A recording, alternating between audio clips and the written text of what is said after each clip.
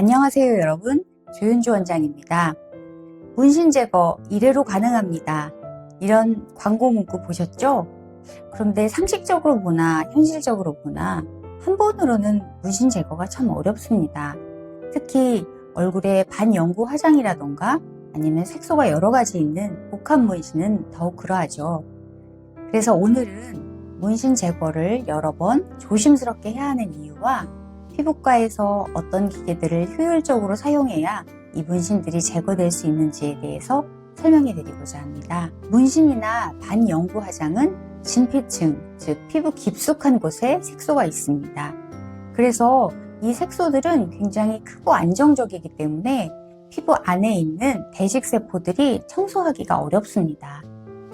그래서 표피가 주기적으로 재생돼도 색소는 그대로 남아 있습니다. 피부과에서는 이 색소들을 없애기 위해서 피코세컨드, 즉 1조분의 1초 단위의 에너지를 사용하는 피코레이저를 사용하는데요.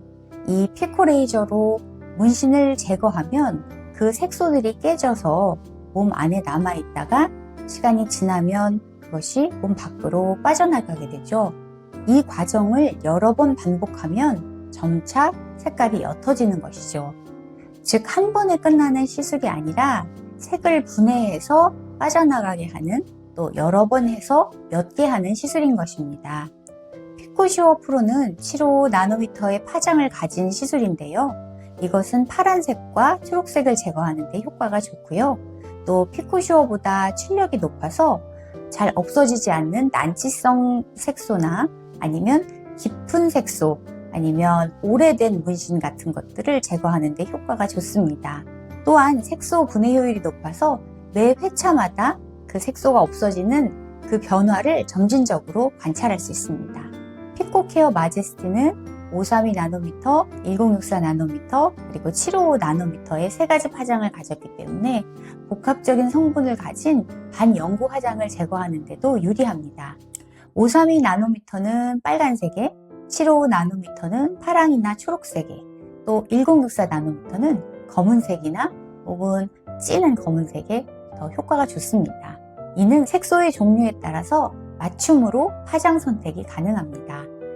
자, 색이 얕게 들어간 것 같은 눈썹이나 아니면 반영구 아이라인 같은 경우는 생각보다 여러 가지의 금속성 색소가 들어가기 때문에 레이저를 쏘게 되면 색깔이 아예 확 변하거나 아니면 회색으로 변하게 됩니다.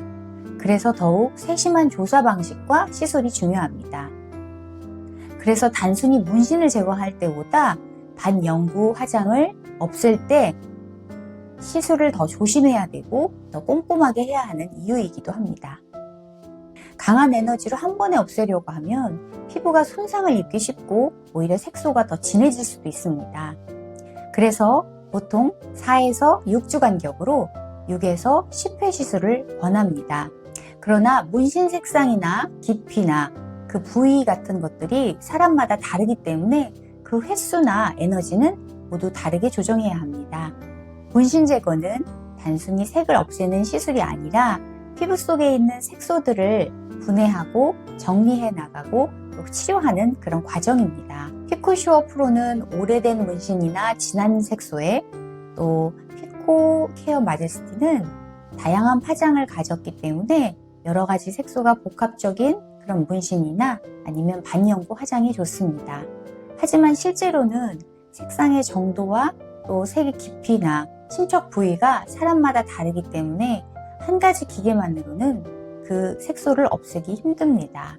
그래서 피코시오 프로나 혹은 레블라이트 아니면 피코 케어 마제스티 등을 병합 사용하거나 아니면 단계별로 한 가지 기계 등을 사용하는 것들이 효율적인 방법입니다.